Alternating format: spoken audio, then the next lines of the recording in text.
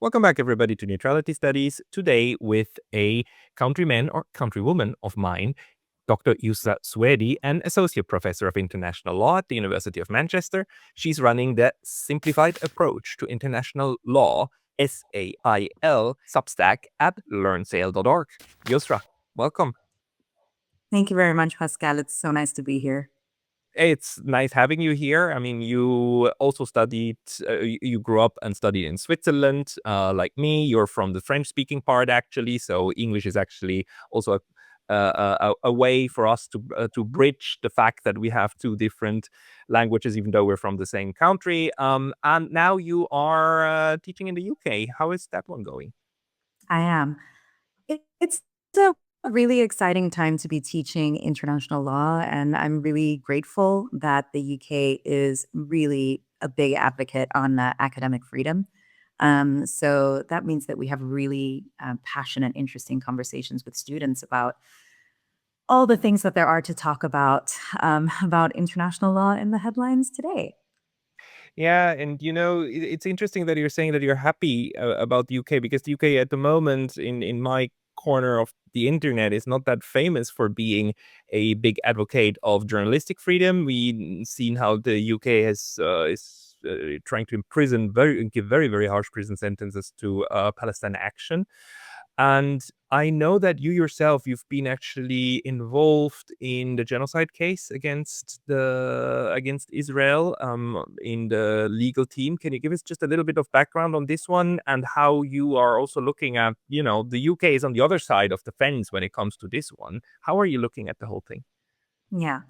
So, in the last couple of years, there have been a series of cases that have come before several international courts and that have revolved around the Israeli Palestinian conflict, but each addressing a different dimension of it. So, you were right to mention the genocide cases, the main one that was brought by South Africa against Israel in December of 2024. And the other one that I've actually been involved in was a request for the International Court of Justice, which is the World Court, the UN's principal court, to make an assessment about whether the Israeli occupation is illegal. So I was involved in that case, and the court actually did decide in an opinion that the occupation is absolutely illegal. Unfortunately, that has not led to the end of the occupation, but it has served as a really important authoritative tool for further political and diplomatic advocacy on the international and the domestic level. But I'm happy to also talk about the genocide cases because I know that has been such a source of interest over the years.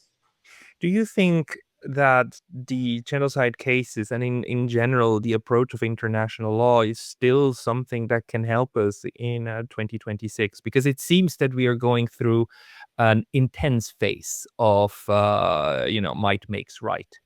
Yeah, I think that in the current era that we're in, which certainly reflects might makes right by several great powers, I think that one source of solace for many people, including lawyers, is international courts, is something growing that is called strategic litigation, is the ability of judges to actually do their best to clarify, but also remind states of their legal obligations and do their best to encourage other relevant institutions, for example, UN institutions, to enforce as best as they can these important international laws. So I still think that even though they're not free of their own limitations, that the institutional structure is an important kind of source of hope for many people, especially during these difficult times. Can you just give us a very short rundown of these international courts? Because while international law is about 400, 450 years old, depending on where you set the starting date, the court system itself is relatively new, right? What we have with the Court of Justice under the United Nations, but then also the International Criminal Court and the different ad hoc courts. So the system that we have today with the courts, how old is that, and how robust would you say is it? Yeah.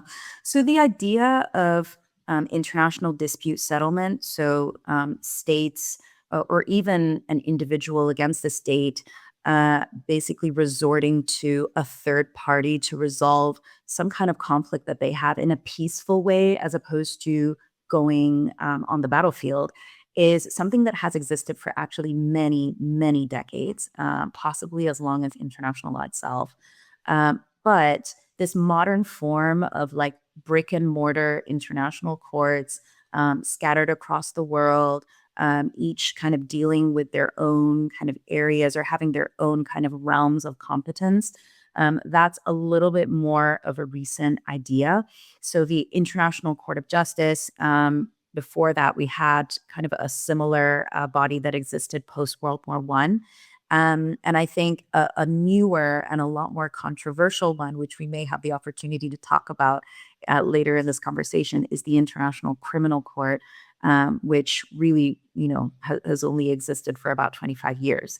And so each of these has kind of come up against a significant amount of challenges, also have their limitations in terms of how they were designed and kind of what they can and cannot do. But I still think that we are better off having them than not having them.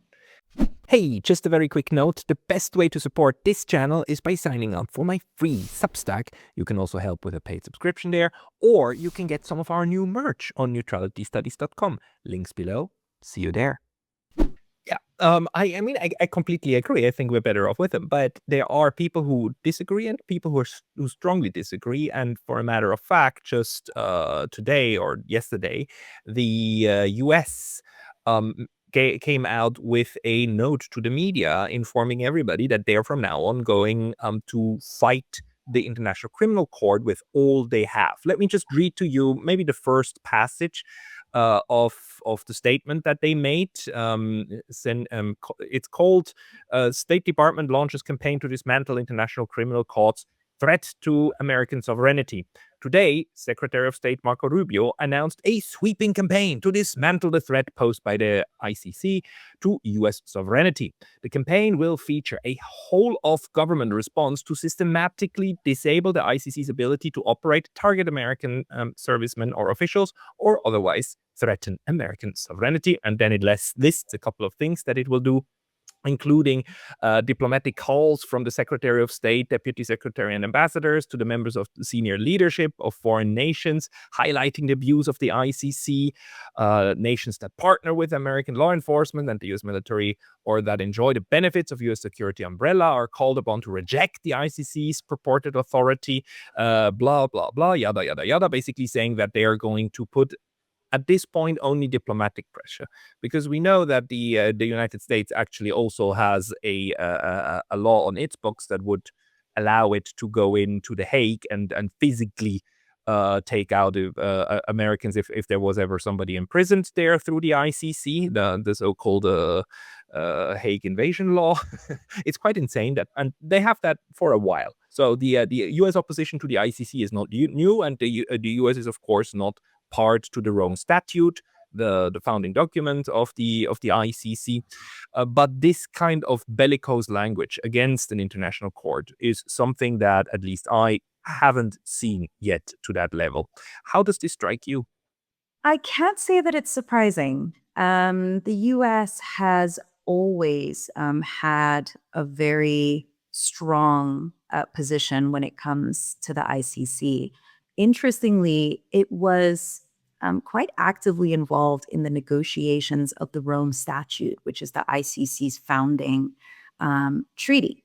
Um, And I suspect that this was more to kind of ensure that it would be designed in a way that would not harm the US or the US's interests. But increasingly with time, I think the approach of the US has been very clear towards the ICC, especially under the Trump administration, where we've seen the US sanctioning judges on the bench who have moved forward with an arrest warrant against Benjamin Netanyahu and Noam Galant. And I think that was definitely uh, uh, that was definitely a moment, a more intense moment where we realized kind of the extent to which the U.S. is very much against the ICC. But there were earlier episodes as well when the ICC opened an investigation in Afghanistan, which obviously involved the U.S.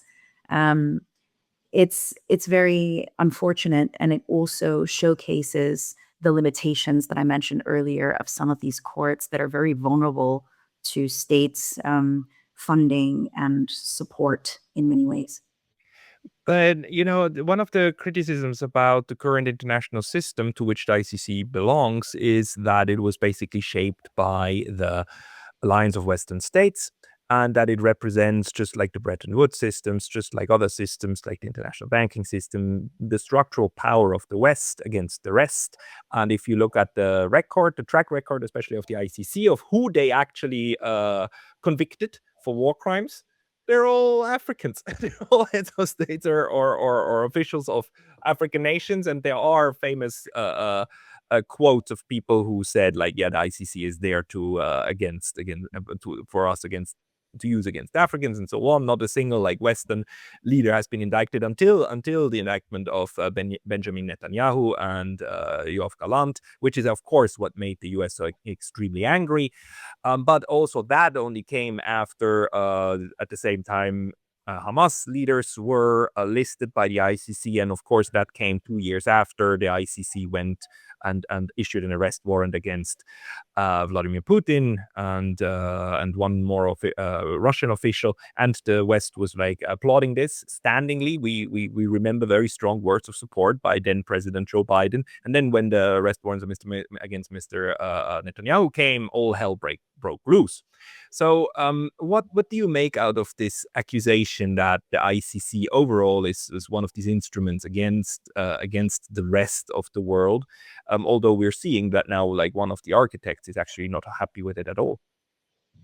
Yeah. Well, I think if we look at the current investigations that are open before the ICC, there are actually quite a few that stem beyond the African continent. So there are investigations that are open in, for example, Myanmar, Bangladesh, the Philippines, Venezuela, Ukraine, Lithuania. So there is, I think, a greater balance that the ICC has sought to achieve. Look, I think that the International Criminal Court is actually a necessary idea. I think the history of geopolitics has indicated that something like this was needed in the world. And it was a very kind of long-standing project that took many, many decades to develop. I think because several generations of lawyers and government officials and human rights activists considered that something like this needed to exist in the world. Now, I do also think that in its implementation and in its design is where some of the flaws and limitations lie. But I think, like any other court, implementation means or can be enhanced and improved through practice and through time. And courts are very receptive to public opinion, to their own kind of clientele, those that they're serving, those who are supporting them. And so I think that they are adaptable to criticism, to change. And I think that it's a good thing. It's a strength because that means that these institutions can continue to serve the people, to serve the international community as best as they can in light of developments. So you would say that despite all of the justified criticism about the conduct of the ICC in its 25 years of existence, all hope is not lost, and this might actually be an institution that might uh, be properly impartial going forward, and actually also, you know, uh, go after Western leaders. I mean, every once in a while, because there's no shortage of war crimes on the Western side either. The question is, why are those not being dragged in front of the court? Yeah. I mean, the ICC has faced a lot of pressure since it was established. But I think this recent period has demonstrated a really heightened level of pressure that I'm not sure the ICC has faced at this level of intensity before. Its prosecutor, Karim Khan, is currently undergoing allegations for sexual misconduct, which means that he is currently suspended, and that obviously impacts, the ICC's ability to carry on with its functions, even though those in his place have been doing a really good job. The judges are also currently being sanctioned. There are some controversies around different cases. And then you have the US coming out and declaring almost war against the ICC, right? So it's up against a lot. But I think it depends on whose perspective you're asking for. I think that several victims around the world who live in certain countries where investigations are currently ongoing will say that the ICC is probably their only hope, or a glimmer of hope that they have. And I think for that reason alone, it is a worthy institution and it is a worthy project. I mean, from your own experience with these institutions, do actually weaker states, especially states, let's say in Africa, in East Asia, in South America, do they attach a lot of value actually to these courts? Because in the end, international law is actually an exercise in trying to defend the weak from the strong. And then it's usually the strong arguing that, well, at the end of the day, it's not even very useful to have these institutions, right? We're seeing that right now. Basically, the United States saying that they need to protect US sovereignty means that they want to protect US impunity. Impunity to conduct war crimes on any kind of level without any needing to answer to anyone at all, right? And the ICC is like shows that it's directly opposed to that kind of mindset, isn't it? So how do smaller states, in your experience, actually, look at these institutions that aren't a danger to them as well? Yeah. From my experience, I think there has been a bit of a polarized sentiment because, on the one hand, I think there are a lot of communities around the world who feel like, if not international law, then what? What is there really that can help us out of our situation? But then on the other hand, a lot of disillusionment, frustration, disappointment when international law doesn't deliver in certain cases because of great powers and the way that they can influence or block certain processes, or because of other reasons related to things like consent or the competence of courts to deal with certain issues, or um, financial related reasons, different things that can actually just come in the way of justice, being served in their favor. So I think I would say a lot of people have it's quite polarized from what I've seen, but there seems to be a bit of a complicated relationship with international law. Um, but we've actually seen in recent years, tied to our conversation about courts, a lot of smaller states, as you call them, who have actually resorted to approaching these international courts and asking them to do something about their problem, right? So, climate change is a really great example where you have small island developing states who have mobilized before international courts to essentially kind of remind greenhouse gas polluters, which tend to be kind of, some of the major countries of the world, about their obligations, and create a narrative of accountability. Right. And we can see other examples across international criminal law. We spoke about genocide earlier in the conversation. So I still think that for smaller states, these institutions and international law at large is a tool that they are willing to use and willing to see if they can benefit from to serve their needs. I had two human rights defenders on my channel before from Germany, and they pointed out to me that, international law and these courts are not just about serving justice.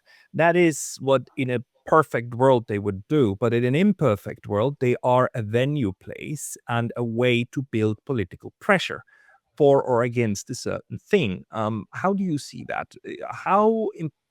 If you had to say, like, how important are these two aspects to each other? Is it like 40-60, 50-50? In real world, like the impact that these courts and cases can have, are they more of an activist political nature or more of a judicial nature to you?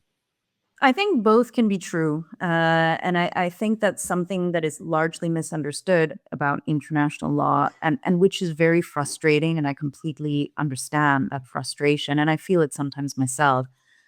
Is that international law is very process driven. And a lot of the time it is a process.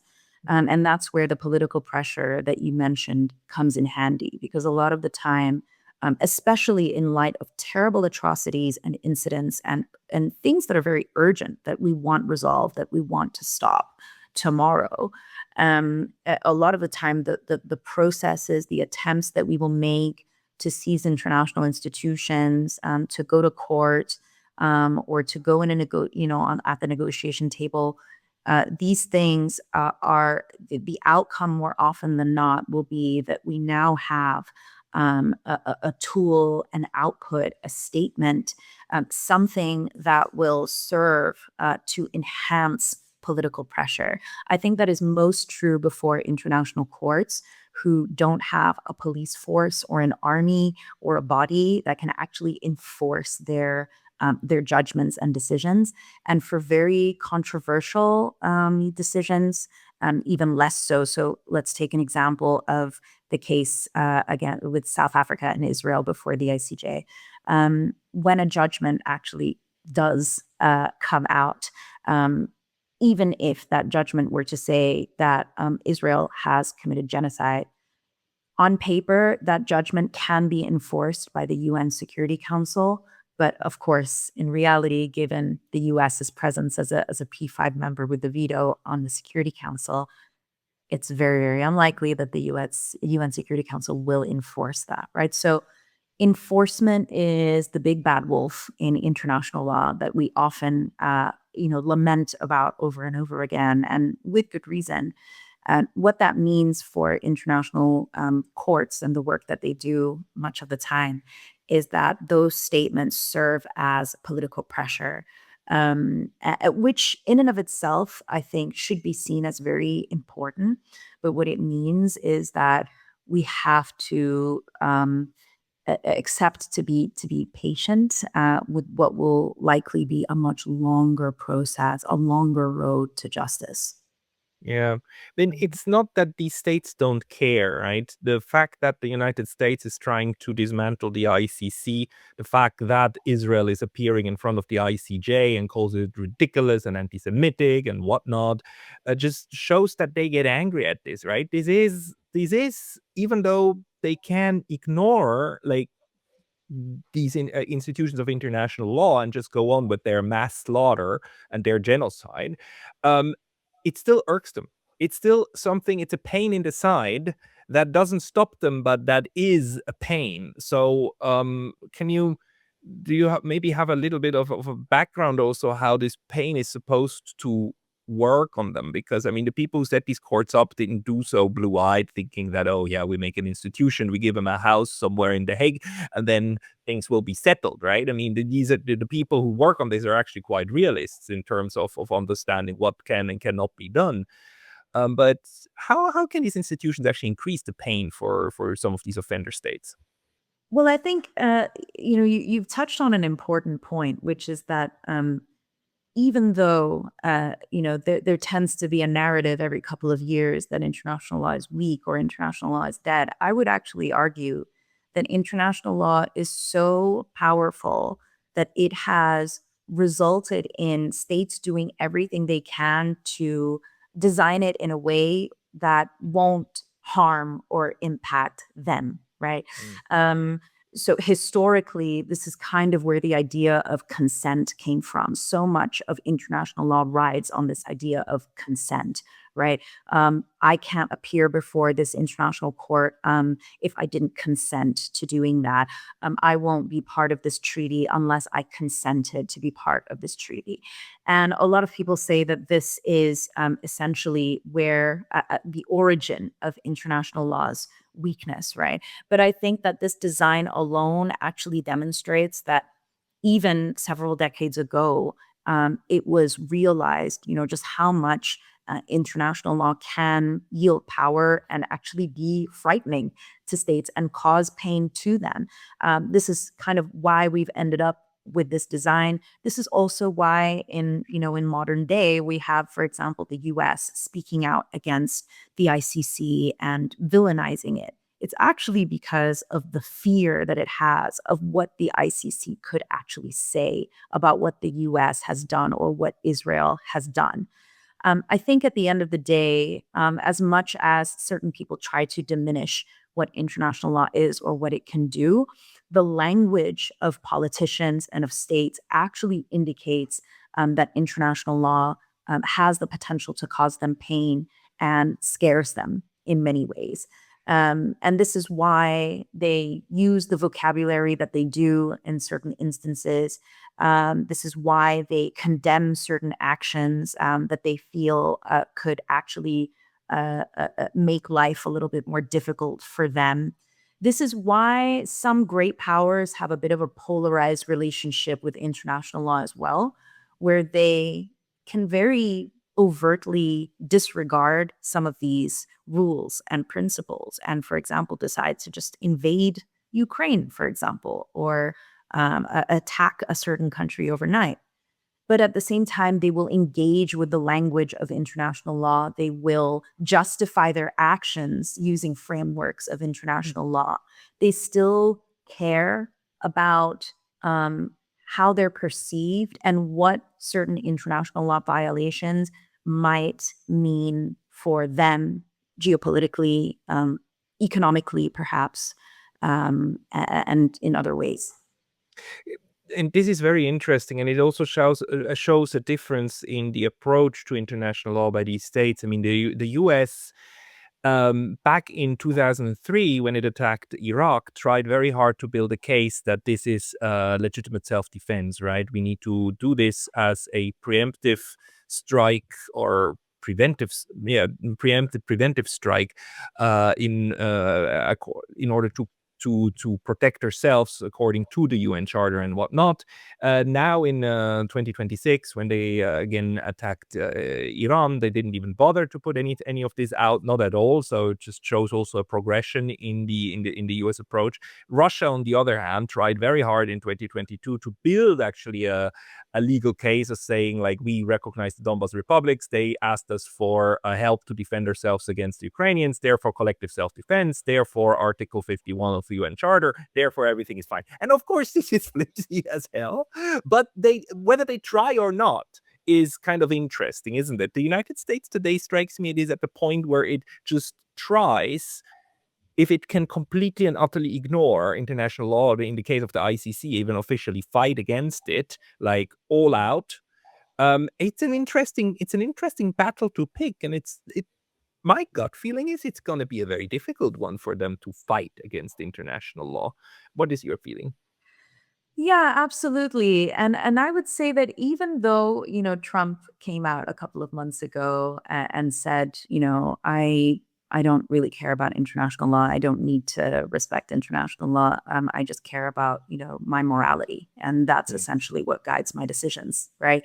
Um, Even though he said that in one instance, if you listen to the justifications that himself, JD Vance, Marco Rubio, and others have actually provided for why they went into Iran, for example, or Mm. why they went into Venezuela. They are engaging with international law, even though they're not saying, under international legal frameworks explicitly. What they are doing is using international frameworks to justify their actions. Um, Iran, for example, one of the reasons that they kept talking about was the imminence of an Iranian attack against the US, which Right. is on an international legal threshold. Also, interestingly, the US, it was Reed Rubenstein, who's the legal advisor in the Office of the Legal Advisor under the Trump administration, actually published a statement on Operation Epic Fury and international law, where, and this was in April, on the 21st of April, 2026, where it essentially went through a very long kind of legal justification of that operation, right? So it is something that I feel, especially great powers, will say they don't have disregard for it when they feel excessively condemned for it.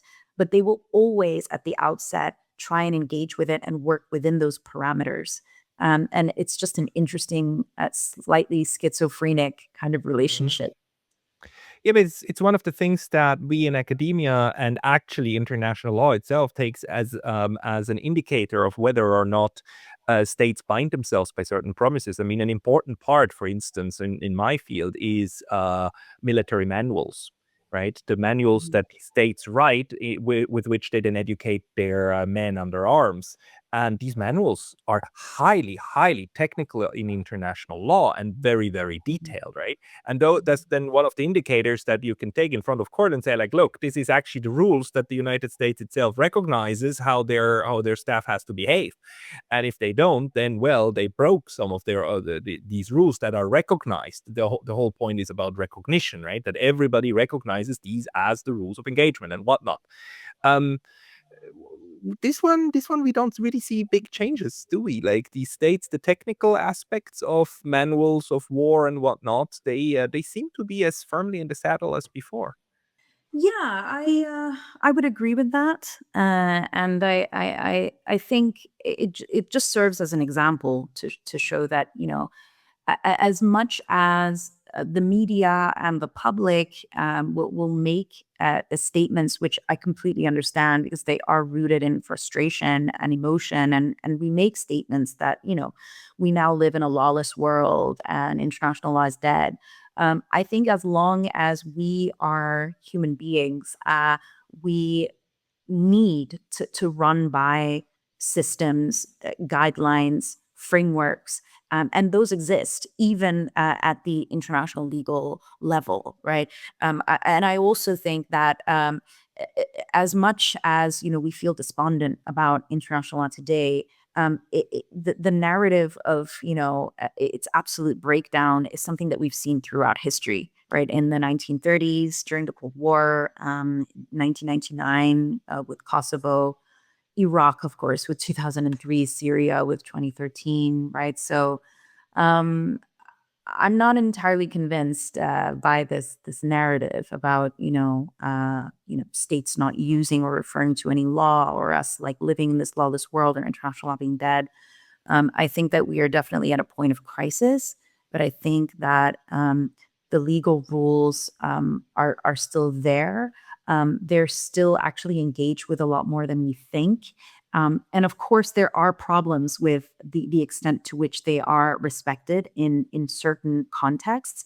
But I think that that's something that is just, history has shown that that's just cyclical, and that Yeah. we will get to a point in the future, hopefully, where international law might change, it might improve for the better, and that there might be a stronger sense of compliance and stability.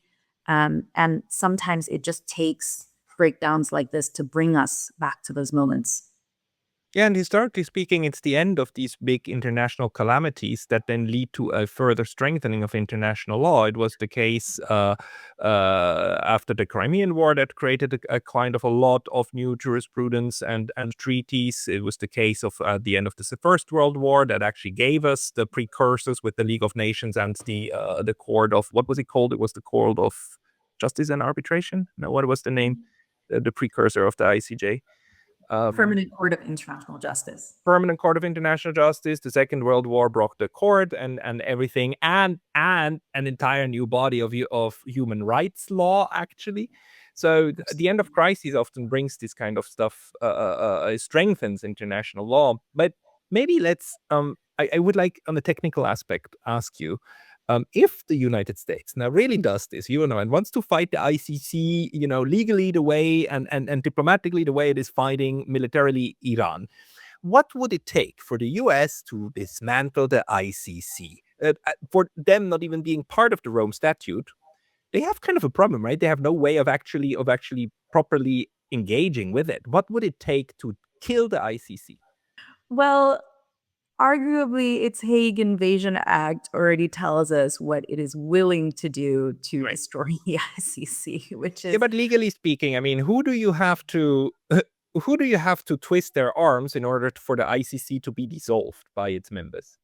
what I can imagine happening is perhaps in a similar vein of what it's doing right now, the way that it is sanctioning judges, perhaps threatening to sanction states who financially support the ICC, or provide other forms of support to the ICC. Because without the member states that constitute the Rome Statute, which is essentially the founding document of the ICC, without those member states who turn up to the assembly of state parties, who essentially ensure that the ICC is running, then there can't be a functioning court. So it would perhaps be through using several channels of diplomatic, political, financial pressure in that sense. How big is the assembly of state parties? It's a large number, right? It's not just the West plus like 8, 9, 10 others. It's like most African states and most Southeast Asian states, most Yeah. states in South America as well, right? So Yeah. the non-state parties are actually a quite a minority, right? The United States is not a state party, Israel, Russia, Ukraine, um, but the large majority is. Sorry. Yes, I have the right number. Sorry. So if you, um, yeah, I don't know if you would want to. We can talk about that after Tell if me, you tell want me. to. But it is 125 parties. 125. Okay. So, but that means that even if the United States, let's say, pressures all of its allies, right, in Europe and Japan and South Korea to exit that thing, we would still end up with 75, 80 or so remaining state parties, right? So this is really the United States picked itself here a really huge uphill battle, right? Of like trying to undermine the structure of the Rome Statute. Yeah, I think so. And to be honest, I think that this will probably not succeed. um, Mm. Simply because, as you correctly pointed out, these indirect channels would be unlikely, in my view, to dismantle the ICC altogether.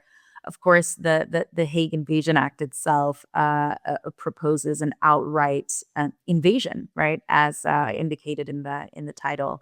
Uh, that even that would be a lot more unlikely, extremely complicated, as obviously the Hague is based in the Netherlands, which is a NATO member, and so it raises similar problems that the Greenland interest raised, right? So I don't think that we should worry about the ICC disappearing from today to tomorrow. What I think we can be slightly concerned about is how much it will be weakened or can be weakened.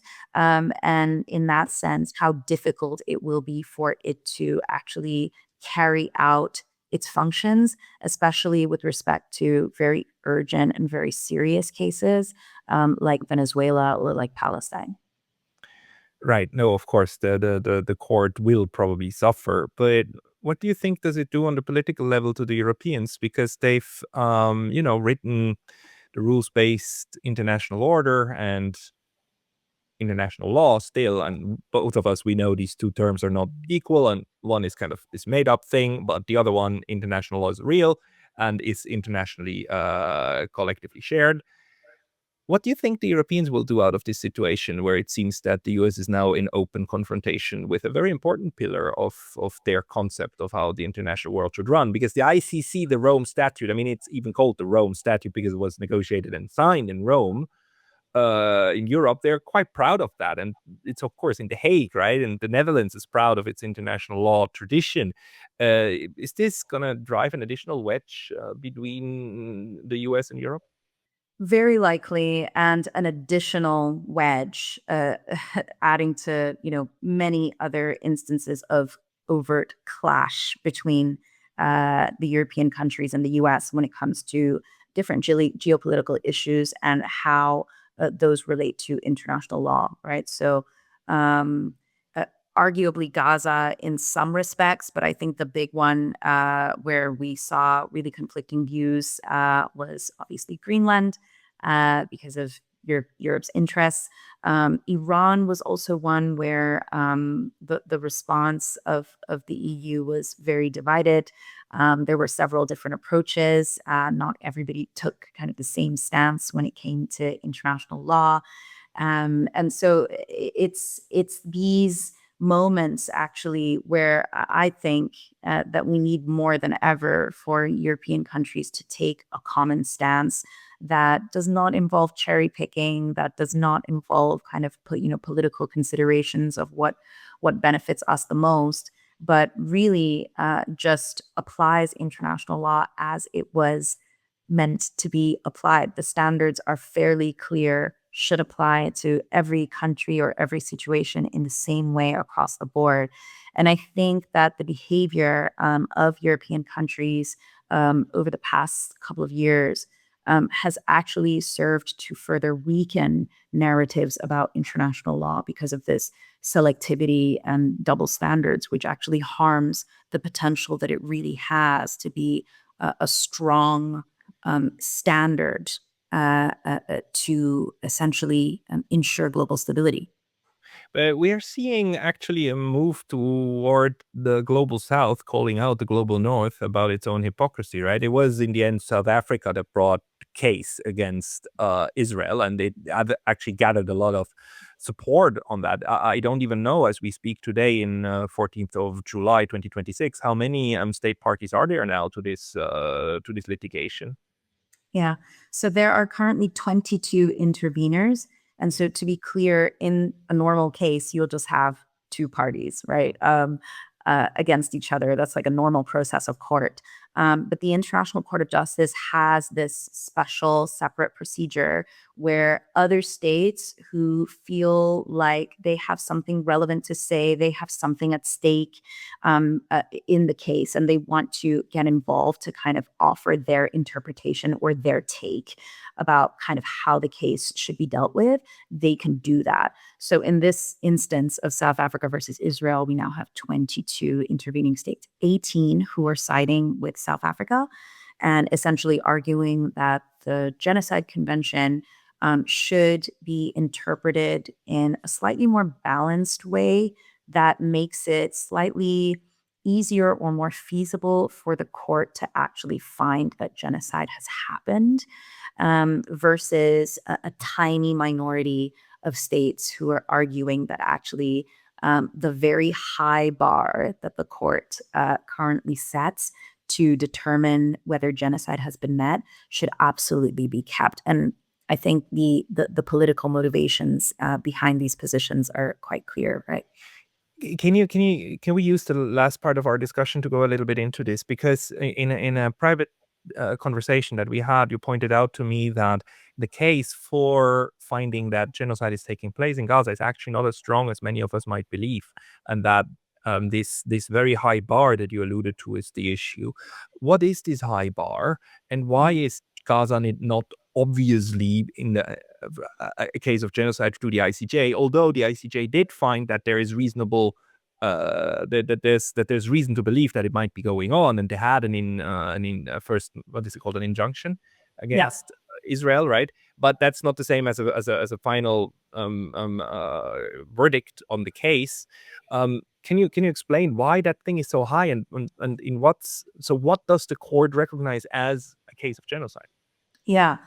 So, look, there's a clear definition of genocide under international law, right? And that definition is found in the Genocide Convention. And it's essentially where you are doing at least one of the following. So, you're killing people in a group, you are seriously hurting people physically or psychologically, you are deliberately creating living conditions that are just make it really hard for anybody to live.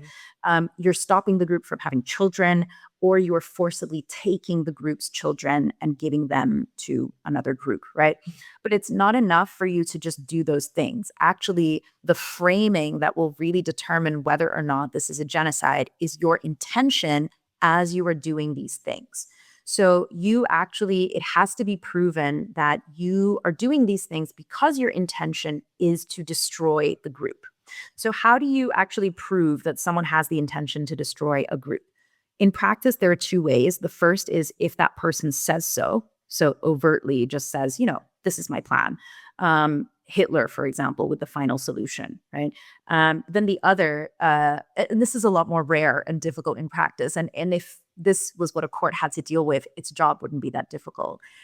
But what actually happens in most, if not all cases, is that you have to assess the génocidaires' behavior. So you have to assess the alleged person committing genocide or country committing genocide, their behavior. You don't have direct proof like a confession or a written order. So you just have to guess from a bunch of things that they've done.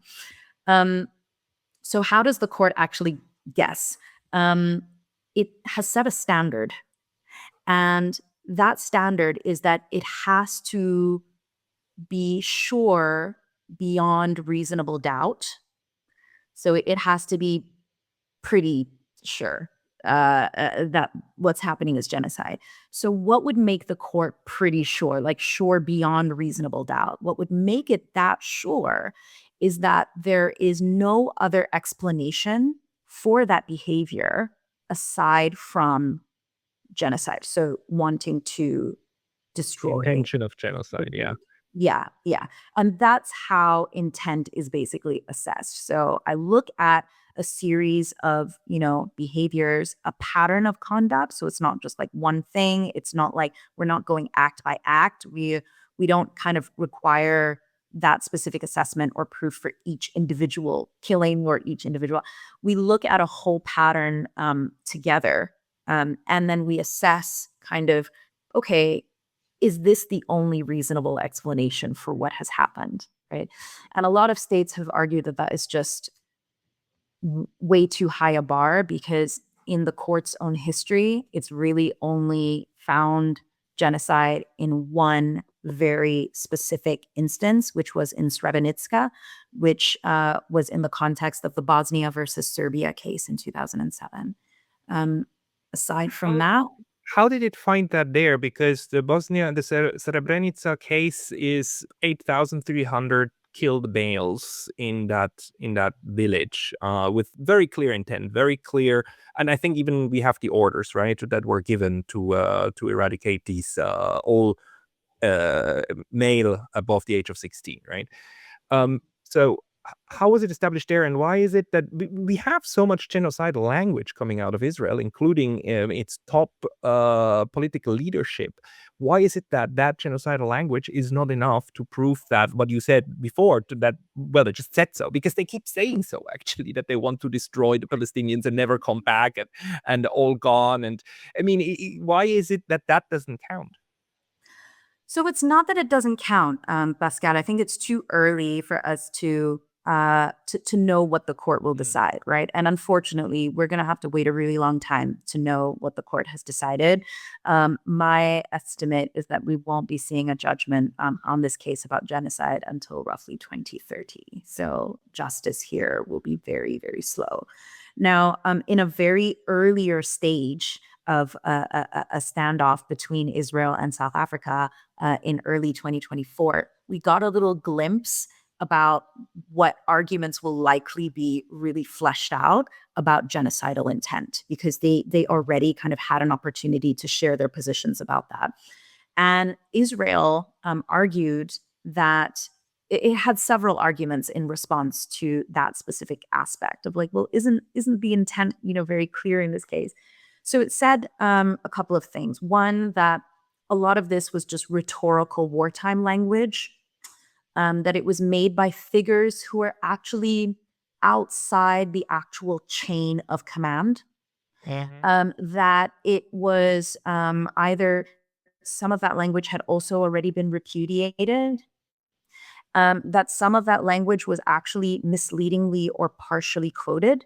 So, for example, the Amalek statement, that it was shortened, taken out of context. So it has had some responses, and on top of that, it's added that several counter actions, other things that it has done, has actually indicated that it does not have genocidal intent at all. So, for example, humanitarian efforts that it has made, dropping letters to citizens to tell them to evacuate certain spaces, warning citizens to leave and avoid, civilian harm. So all of that taken together is, I think, the essence of the Israeli argument that we will see developed much further as the case proceeds. Okay, okay. So that Israel does have uh, counter arguments that are not to be underestimated in terms of how the court looks at the case. I mean, even though on our side of the ledger it seems to be very clear and obvious, the court cannot take that biased position, right? Well, I think what Israel is really relying on, and the three other kind of interveners. Interestingly, one of them was Hungary, but given the change of the Hungarian political position towards Israel, we might interestingly see it kind of like retract or change its position as the case proceeds. But Israel has essentially relied on and is relying on the high standard of the court, because if the court has to essentially be, really sure beyond reasonable doubt, and really believe that with the evidence presented, the only possible inference from this is genocide, then Israel saying things like, well, there were lots of other reasons. I did a lot of other things. And on top of that, what we did may have been, I mean, it hasn't said this, but it could be argued that what it's doing is possibly like ethnic cleansing or other things like, war crimes, crimes against humanity, other things that are Yeah. Yeah, absolutely yeah, atrocious, yeah. right? But for the bar of genocide, and this is not what we're discussing, and that's not specifically met, right? So you're completely correct that, the average person just looking at what's happened on the news would be like, this suspiciously looks like genocide, right? And I think it's important for us to distinguish whatever the outcome is of the judgment. It's really important for us to distinguish like a court that has decided on this using a very specific bar that is really only applicable to courts Mhm. versus anyone else, who we all have the right to assess and decide whether something is genocide or not. And I think it's not necessarily because a court decides that it is or it's not, that that is the only truth or the only version of events. So, for example, in the former Yugoslavia cases, there was a lot of disappointment across the region that Srebrenica was the only, place where genocide was found, and for a very long time, many in that community disputed and would probably to this day still dispute that, as this is not my truth. This is an institution that has a different and very specific standard based on international criminal law, right? So that's an open question, I think, for us to think about and also to just bear in mind when the judgment comes out. Right, right. No, that is important to keep in mind. Yeah. So, I mean, overall, international law is no magic wand that can suddenly make that we live in a better world. At the same time, it's also not a magic wand that will suddenly just disappear. So it probably will remain a thorn in the side, even of great powers. So we will see what will come out of this new war against the ICC that the United States just declared. Yusra, is there anything that we haven't covered that you really, really would like to get out? No, I don't. Not for now. This was a fantastic conversation. Thank you so much. No, thank you very much for this. And then again, everybody, I want to remind you, you actually see it in Yusra's name. She publishes a lot about international law, and you're trying to make things understandable to everybody under learnsale.org. That's how people will get to your Substack, right? Yeah, that's right. And any other place to find your writings or your publications? Well, you can just look me up on other social platforms, X, Blue Sky, LinkedIn. If you just look up my name, but my work there is a lot more of the academic work that I Right. produce, whereas Sale is my passion project at the moment for absolutely everyone. Look up Yusra Suedi's Substack. It will be linked in the description box below. Yusra, thank you so much for your time today. Thank you so much.